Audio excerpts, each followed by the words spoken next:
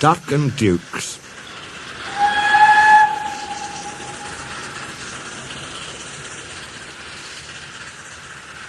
"But I keep telling you," said Duck, "there are no dukes. They were fine and stately, but they've all been scrapped." Peter Sam goggled in horror. "This is dreadful," he wailed. "The thin controller said the owner said the Duke said he was coming to our centenary to open our extension round the lake. And now he's scrapped, and Skarloey's and Renias's birthday will be spoilt. Oh dear, oh dear." He bustled away with his empty coaches to tell his bad news. "I think," said Skarloey, "that Duck was pulling your wheels."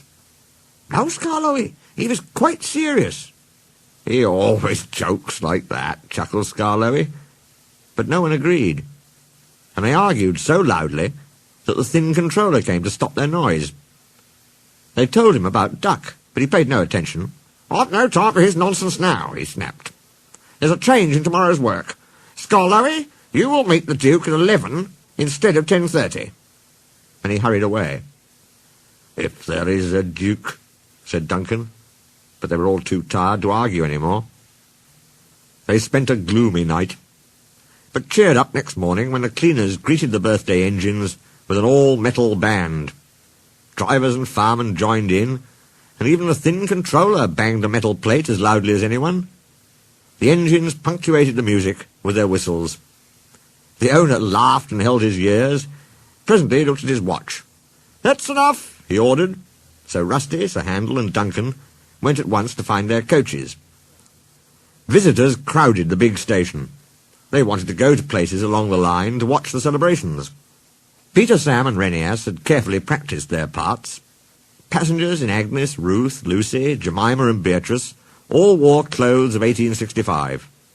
Renias had to pull them behind Peter Sam's television train, not too close and not too far away, so that the cameramen could take their pictures. Visitors waved as they went by, and at last they reached the special sidings near the extension, where they settled down to wait. "Listen," said Peter Sam at last. "Here's Skarloey. They're cheering him." "Good," answered Renias. "Perhaps that will make up for his disappointment over the Duke." Skarloey wasn't disappointed at all. "I've brought the Duke! I've brought the Duke! I've brought the Duke!" he puffed, and triumphantly came to a stand between the two trains. A distinguished-looking man stepped out, climbed to Skarloey's footplate, and drove him on the new line round the lake and back again. Then, standing on Skarloey's front buffer beam, he said, "Ladies, gentlemen, and engines, I have pleasure in declaring your lovely lakeside loop line now open." Peter Sam could bear it no longer. "Excuse me, Sir Duke," he burst out. "Are you real?" There was shocked silence. The Duke smiled. "Skarloey said you'd been listening to Duck," he answered. "Duck thinks Dukes were Great Western engines, but Dukes are really people. I am happy to assure you, Peter Sam, that I am a real live Duke." "I'll give Duck Dukes," muttered Peter Sam, but he was sternly hushed. The Duke turned to the owner. "I congratulate you, sir, on your remarkable railway. It must be a record indeed to have 2 locomotives in regular service and both 100 years old.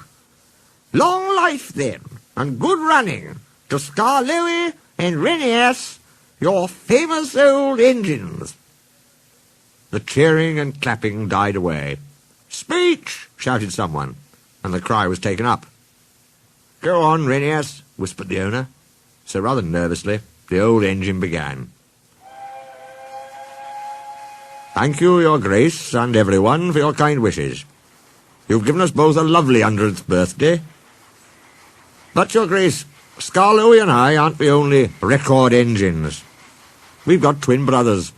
Tally-Flynn and Dolgoch were built at the same time as us, so they're 100 too. And they're still at work. Their railway is at Tywyn in Wales. Please go and see them, Your Grace, and everybody, and wish them many happy returns from Skarloey and Renias, their little old twins."